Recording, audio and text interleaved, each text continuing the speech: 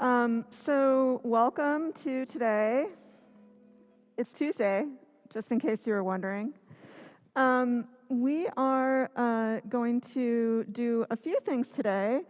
One thing that I thought I would just kind of bring up just for fun, so I'll get it out of the way quickly, is that I have been working on a new project lately. So here's some screenshots from my sort of like cat pile project. So I sourced a couple hundred 3D models of cats off the internet, and I've been kind of writing some software to kind of glom them together into these cat piles. Yeah, I'm not really sure where it's going yet, but that's how I spent my weekend. So I know that you all probably maybe have spent even just like a tiny bit of your weekend thinking about the midterm. So I thought what I would do today is to prioritize the midterm review and do it at the beginning of class, mostly for the convenience of our friends watching from home, so they can sort of just, see it right away if they want to. And then I can sort of just make sure that I give it, its full sort of importance and its full review. So I'm going to go ahead and just shift the lights a tiny bit. That's better. So as far as the midterm, you hopefully know that already that the midterm is on Thursday. And where are you going to be taking the midterm? Literally anywhere. You could even take it here if you wanted, but I'm not going to be here. So, and no one else is certainly guaranteed to be here. But if you do need a quiet space to sit down and take it, this space is available during class time. We are not going to be meeting as a class. I also hope that you remember that you do have 24 hours to take the midterm. If you have some special circumstance, like, God forbid you get COVID or something like that, and you're unable to take the midterm, send me an email and I will, find other arrangements for you. So it's fairly trivial for me to open up the midterm out of, outside of the schedule. So, yeah. Does anybody have any questions about the sort of logistics of the midterm before I get into the content?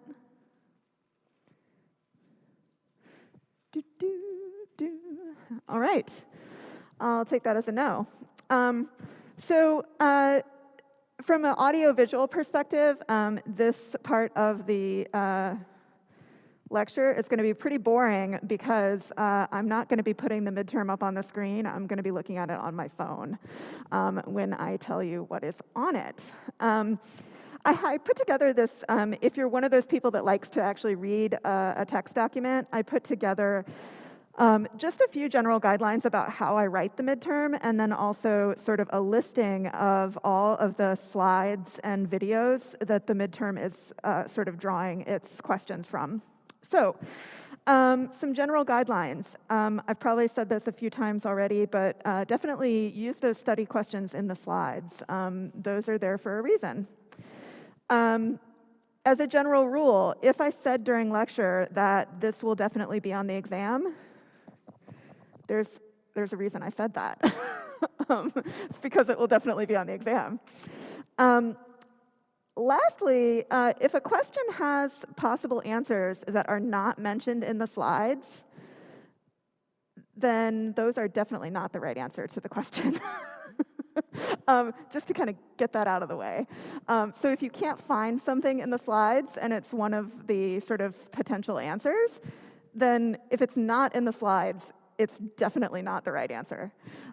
So just to kind of clarify that, I do tend to get that question every semester. So in general, the midterm questions are going to be pulled from all of these different sort of lecture videos and slides. With regard to the history of art and technology, what is a digital image, the mighty GIF, and the Everything is a Remix video, in general, the answers to the questions are in the slides. So you have the opportunity to look up the slides and watch the videos. So if you have, a question, maybe you forgot something, those are good places to look. In things like the Photoshop demo, it's going to be less direct, like I'm not just going to kind of come out and say, this is, this is this. But I think that, if you watch and sort of have understood those lectures, I don't think you'll have any problems. One thing I want to make super clear, because I kind of tripped up on this last semester, we're going to look at a video art lecture later today. It is not going to be on the final, because that wouldn't give you very much time to study, right? So what we're talking about today is actually going to be on the final, the content, once we finish the midterm review. So that's just kind of spelled out right there. Video art lecture on today is not on the exam, but will be on the final. So let me go ahead and take a look at the midterm, which I am 99% sure that the midterm is finalized. I made some edits yesterday and the day before. So okay, so there are 19 questions. The first question, and obviously the questions aren't ordered, so I can't say that for sure this would correspond to your first question. But there is a question about technological advances in the Renaissance.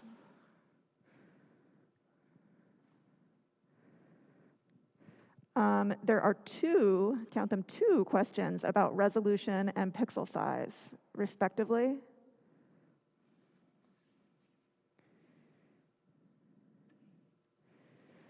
There are actually 2 more questions about resolution.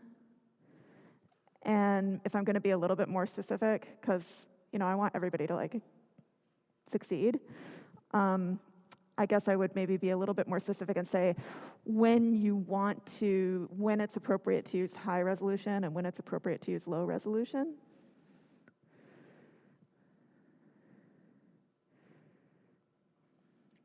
Sorry, it reset me. I have to click through again.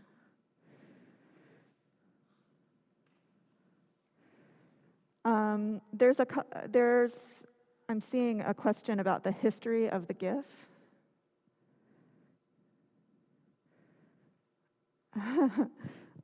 Sorry, I'm not going to tell you all about that question because it might be a joke.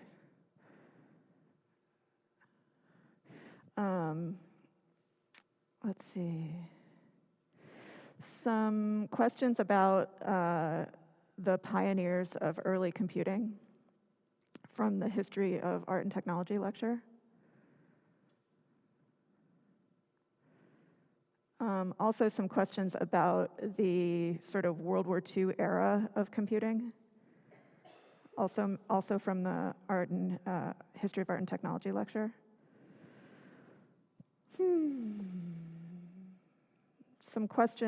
There's a question about developments in the Age of Enlightenment that led to the development of early computers.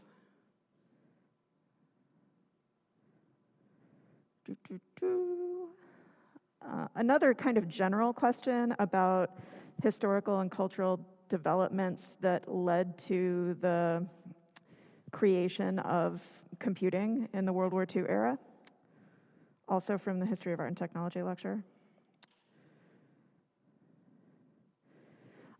There's a question about computer brands in the late 1970s and what sort of role they had in the dissemination of computing.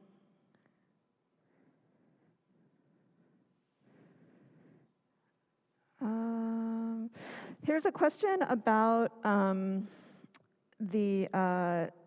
about a certain way that early computer artists composed their artwork. And that's coming from, I think, the history of art and technology, part 2.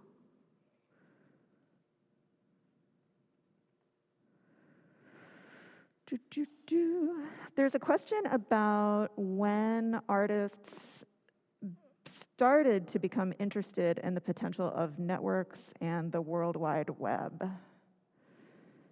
And that would be in the history of art and technology, part 2. There's a question about the Everything is a Remix video, about one of the bands that they used as an example.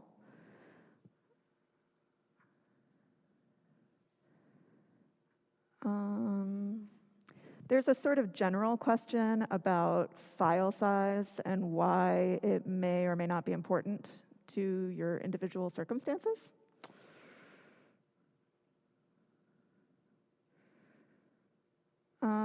There's a question about the 2 major types of digital images. And sorry, this is probably the funniest wrong answer I've seen. I can't believe I came up with that. I'll tell you what one of the wrong answers is, because I'm amused by it. It's not glitch and normcore. It's not the correct answer. And then, let's see. It looks like a sort of general question about resolution and why you would want to use a low or a high resolution image.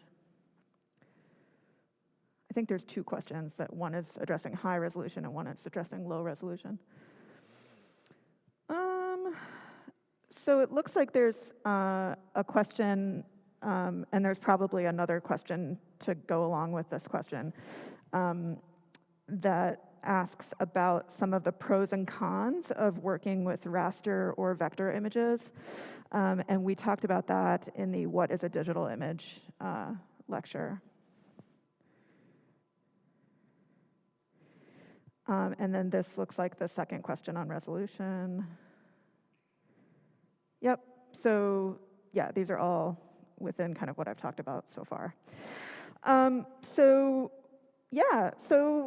I'm hoping, I write it to be like, basically, so I hope that everyone will get an A. But if for some reason you trip up on some of the questions, or I don't know, things don't go according to plan, you can email me during the exam period for feedback. Although I will definitely not give you the answers during the exam period, because that's like just not right. So I'll try to help you as best I can if you need some kind of clarification.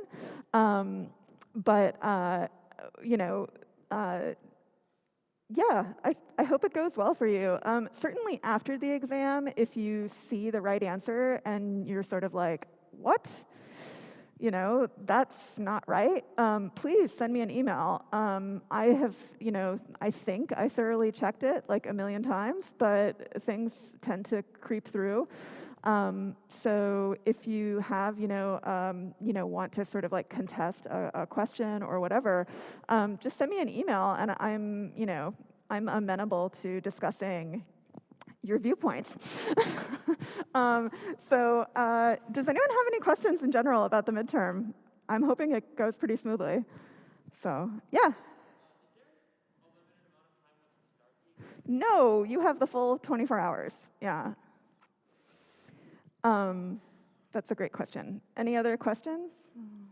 Yeah, in the back.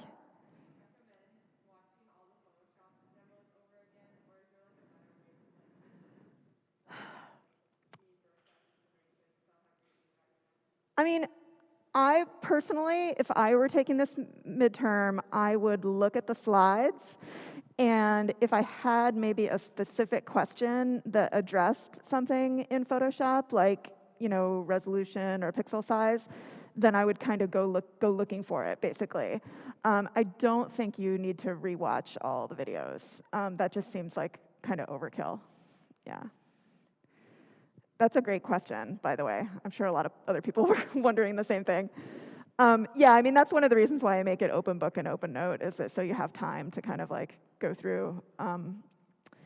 Yeah. Any other questions?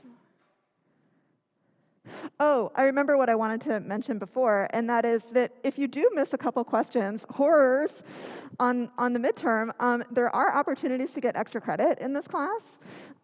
So there is a one point. I'll just show you that right now. I don't think we've talked about it. You can get 1 point for, and that's 1 point on your final grade. You can get up to 3 points onto your final grade. So you can attend a digital media art exhibition and write a 1-page reflection paper. Suggestion, there are always MFA shows in the department here that are happening that may have digital media. At MMOCA, up in Madison, there is a new public installation by one of my colleagues, Faisal Abdullah, that is a giant statue that's actually created from a digital model. So that would be like a super easy, like walk down the street and check it out kind of choice. You can choose a contemporary digital artist and write a 1-page reflection paper on how they relate to, your experience of the course. You could also, and this would be probably after we do the 3D portion of the course, you can print a model at shapeways.com or your local makerspace and upload a picture with you and the object that you made. And so all of these things are just options. You can take up to 3 points. So that's almost, half a letter grade. So it can be really significant. I thought I would bring that up because I think last semester I didn't have a whole lot of takers on the extra credit, and it can make a difference in the letter grade that you're assigned at the end of the semester. So I would definitely consider that. Okay, so I think we're done with the sort of midterm review section here.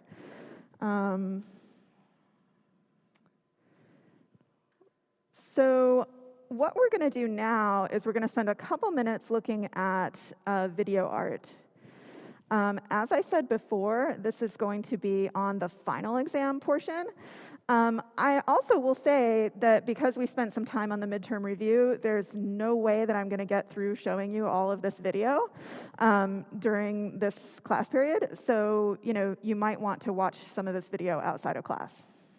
It shouldn't take you more than an hour. So, one of the first things that I want to kind of bring up is just this idea of video and where we find it. So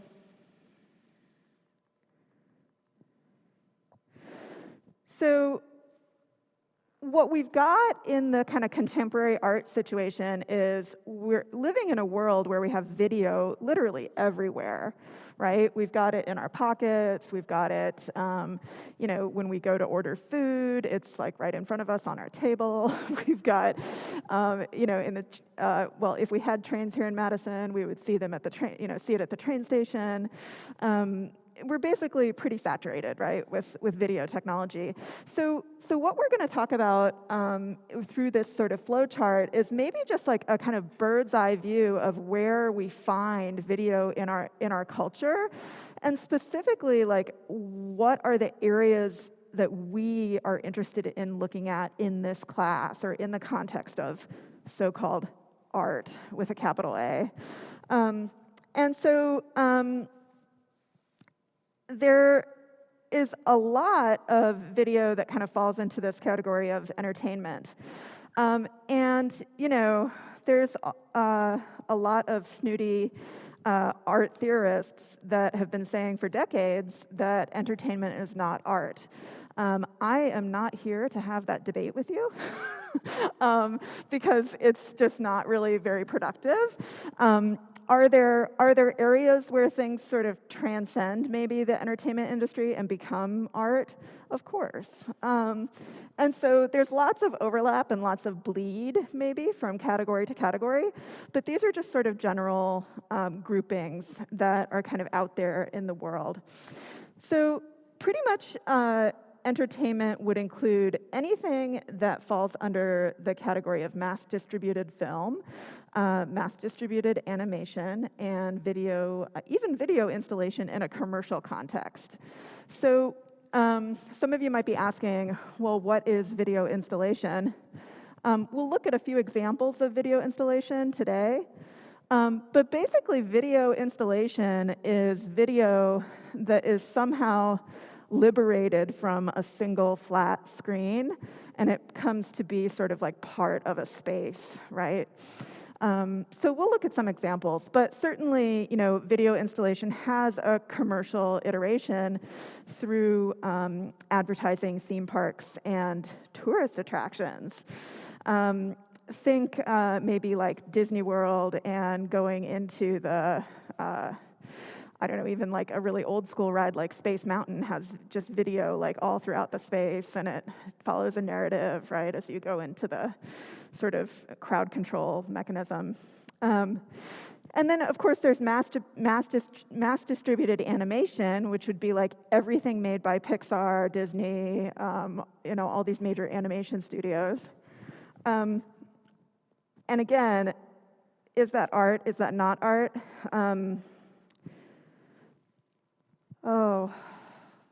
What a not maybe very interesting debate. But certainly you don't necessarily see like Pixar movies in an art museum, right? So there's definitely some fundamental difference in terms of the context in which those things are brought into culture, right? So, and then of course mass distributed film, which is basically like Hollywood movies, right? So then over here we have this sort of like art with a capital A, or maybe we could also think of that as sort of like art that exists in a sort of like intentional way to actually be art or be somehow like avant-garde, right? So it kind of gets a little bit back to that art and design debate about intention, but what I could say, or maybe a good sort of way to look at it that's maybe a little less loaded, is where do we see sort of art in our culture? And where we see art in our culture are usually galleries, museums, museum galleries, screenings, and then certain online venues, right? So within this sort of broad category of new media art, we have video art. And in the sort of, that's what we're going to be talking about mostly today, is this kind of little piece of the pie called video art. And video art contains two sort of major threads, and that would be video installation, which we'll talk about, and then single channel video. So single channel video is something that you typically see in like an art house cinema or maybe a museum, and it's literally just a single screen, like a single projection screen, somewhat similar to cinema, right, or a film cinema experience. And then video installation typically can have more than one channel, so it can have actually more than one video in the space. It usually has sculptural components. It sometimes has architectural components. It has all of these characteristics that make it, in some ways, a lot more sort of challenging. And then we have these two sort of categories down here, and I would call these like the almost video art categories. So the digital art, can digital art be video art? Yeah, absolutely.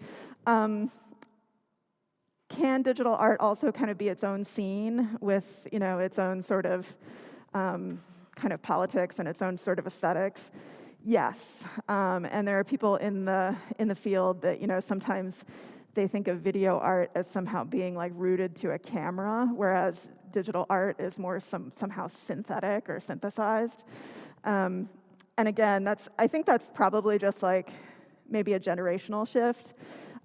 Because video arts was invented in the 1960s and 70s. And we'll take a look at some of those early video art, but they're very like, I'm a New York hipster and I'm smoking pot with my friends and sort of like shooting this, film, and I can barely keep the camera straight, And then you see like digital artists come up and they're like on another planet, you know? So those two cultures have not always like gotten along real well.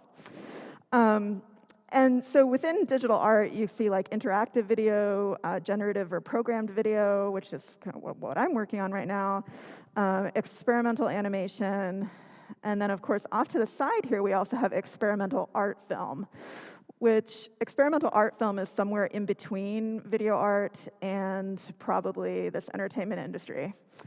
So it's super complicated, tons of overlap. You know, it would be like trying to explain rap music genres to somebody, right? Like, it's ridiculous, and there's lots of historical beefs, lots of overlap, lots of confusion. But I guess in general, like, if I were to sort of think about it and kind of simplify it, I would say, you know, video art, digital art, entertainment industry, and experimental art film. Those are sort of categories that you can clearly see and really get your brain around. So, speaking of hipsters possibly doing drugs, maybe, and you know, sort of like getting video art going, this is probably one of the very first works of video art.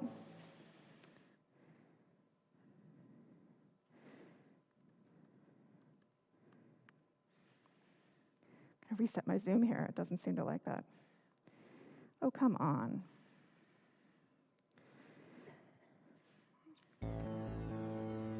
So you all may have heard of an artist named Andy Warhol, and he basically had this you know, space called the Factory, where he would invite celebrities and other sort of very, very cool people at the time to kind of come by his artist studio and hang out and possibly consume illicit substances and, you know, basically just kind of like live this life of being an avant-garde, you know, usually independently wealthy sort of person who has nothing better to do but to kind of contemplate the, you know, vapidity of their own existence.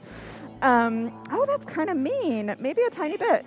And so, yeah, I mean, he made this sort of work, which were a series of so-called screen tests.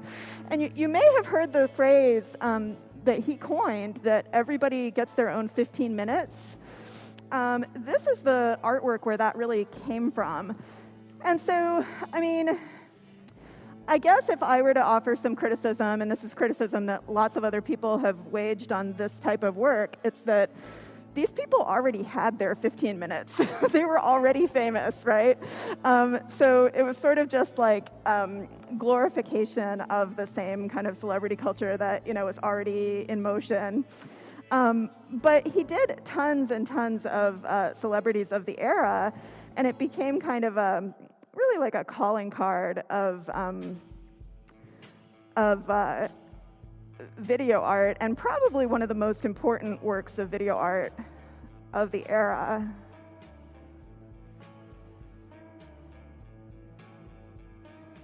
And some of the screen tests, by the way, I mean, this is just a set of excerpts, but some of the screen tests go on for hours and hours and hours. You know, you can guess that maybe it doesn't look like this actor, his name's Dennis Hopper, doesn't look like he's necessarily feeling any pain right now, so maybe he didn't notice that he was in the front of the camera for like 3 hours. But yeah, it's, you know, this sort of like very sort of rooted in the counterculture of the era and everything, you know, that maybe my generation, your generation might find kind of a little bit eye-rolly about that. It's all in there. So I've got a new sort of update of an artist recently who kind of took that idea of the screen test and really wanted to sort of use it for his own sort of agenda, I guess I would say, which is a social agenda, a political agenda, and also an agenda that really is rooted in the artist's own identity. So I'm going to show you this other video, which is basically like a send-up of Andy Warhol's screen test. So this is Luke Willis Thompson, and he won the Turner Prize, which is the biggest art prize in England, in 2018. Maybe small kind of like celluloid cut-offs of what much longer lives are and like much longer histories are. It's like 5 different lives in this film, so I wanted to kind of like replicate a mass of time. I wanted to like put it all out, it's kind of like history machine, I try to be very light on my feet. I work from my kitchen table, I guess because I migrated from New Zealand when I was quite young. I've been like packing up and moving, I don't know, for the last 6 years, like either for visa reasons or because I move around or have to move around. I got used to kind of like making work on the run. I get to London and 2 things have happened. My grandmother has become ill with a condition that's hereditary. And there is this moment of these broadcasts, these videos of police violence against Black lives. And so I kind of came across this book, Kelly Angel's documentation of Andy Warhol's screen tests. And rather than look at Warhol's archive and the lack of people of color, rather than look at that as simply the object of critique, I started to think like, what if it's intentional because it's unfinished? And so I used this book to just buy the same film stock and the same camera and to practice the setups that would be exactly as if Andy Warhol was remaking a screen test. And to remake a screen test with a person who, in a way, was playing another person. Brandon, who's the grandson of Dorothy Sherry Gross, who was shot in Brixton in '85. He stares at the camera, it ends, and then camera comes back on, and it's an image of Graham, who's the son of Joy Gardner, who was killed in Crouch End in '93 in a dawn raid for her deportation. And he stares the camera down. I think a lot of the really detailed way of working is just by having those relationships with people, and I'm almost against the idea of ever framing or collecting anything from that. So the only thing I'm really left with when I work is kind of drawings and notes and newspaper kind of articles, and then don't keep any of it, and I don't really have any space to keep any of it.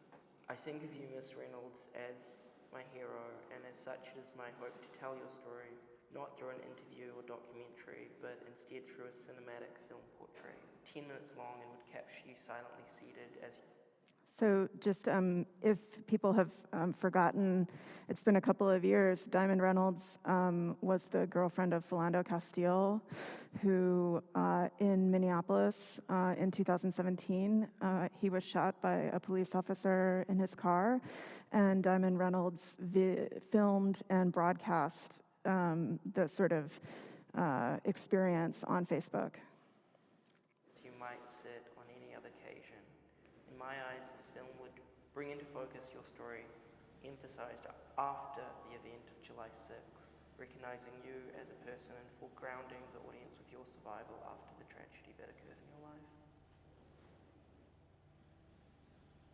In the second title, Auto Portrait, you're looking at film footage of Diamond Reynolds, who is a celebrity for the worst day of her life. She was stopped with her partner and her child by the police, and in 74 seconds, an officer fired 7 bullets into their car, killing her partner, Philando Castile, and she live streamed that.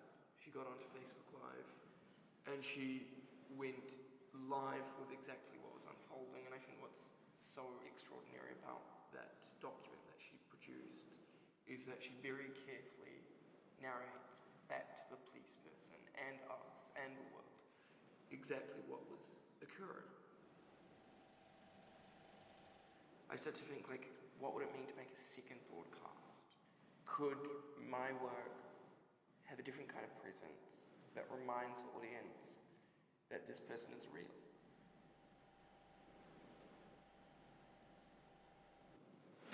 So unfortunately, he's going to talk about another work that he did, and we kind of have to just move on for time. I think that the work that we just saw, it raises a lot of important questions about the role of the artist and also of the role of the subject.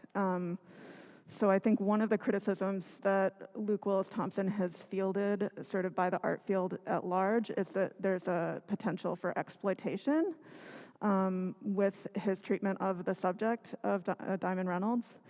And, you know, that's something that maybe we can all kind of just reflect on. Thinking about the whole idea of video installation, I'm going to skip ahead to this Namjoon Pak piece. So this Namjoon Pak is probably, I think, generally regarded as like the godfather of video art. He moved to the United States via Korea back in the 1960s, and he's probably one of the leading figures. Well, he is no longer alive. My crazy uncle. He was a great uncle to have because he wanted me to watch more TV. And I used to be a really bad piano student who had to take piano lessons. He took our family piano and destroyed it on stage, so no more piano lessons.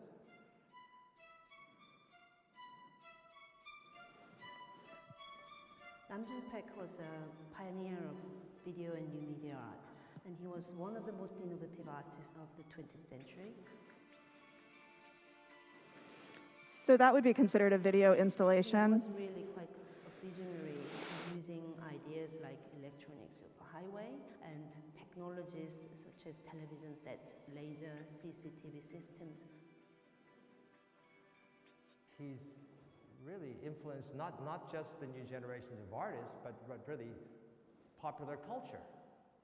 When you go to the fashion stores, when you go to these designer stores, a lot of the displays for a long time look like Namjoon pieces with all the big television pieces all over the place. MTV is very much like Namjoon's videos, and he's not just global as an artist, but he foresaw the globalization of everything: art, commerce, travel, everything. So again, I'm going to just kind of leave it to you to sort of look through these at length. I think I'm going to leave you today with one video that's kind of one of my personal favorites. This artist, Rashad Newsom, is a really fascinating example of how some of those categories that we just talked about sort of overlap. So his day job is actually doing digital effects for film studios, and he's also a choreographer in New York, and he uses all that sort of technique in his own artwork. So here's one of his really amazing videos.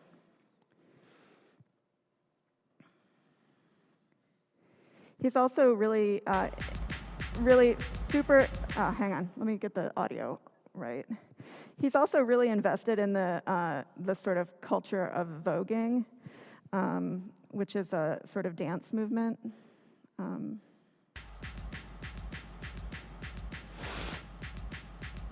give you what you want, no questions from me. Rosé, champagne, fill with great tea. Sassy, give me what you want, sexy supernova, run away, on the way. This is how we play. Listen to my daddy, on the way another day. Richard, Phil, and Kevin from Philly to the Bay. Rashad and Kevin, just a typical day. Every yo, my vogue is ethereal. I'm so surround, raw bitches in stereo. Wake up in the morning to a fresh bowl of Cheerio. It's your best bet not to be adversarial. Shit like that always ends in a burial. Bitches claiming they the voice, please, that's hysterical. Ha ha ha ha ha, yeah, what?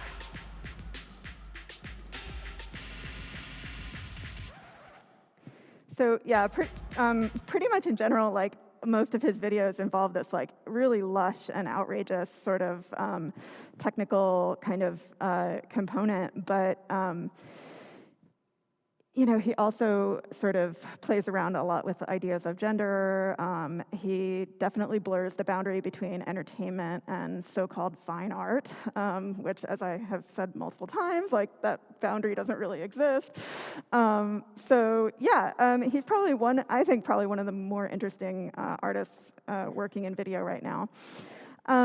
As you look through these videos, as I said, I don't think it will take you longer than an hour. But what I tried to do when I organized these videos was to give you like a really good sort of kind of either or between contemporary work and then sort of the work that formed that contemporary work. So maybe it's probably 50-50 like historical precedent and then 50% contemporary work. I will not see you all until after spring break. So if you have any questions or concerns, please, about the midterm or anything else, please email me. And I will have the grades for the midterm, posted pretty much immediately. But like I said, feel free to reach out and ask questions. All right, have a wonderful, wonderful day and a wonderful week.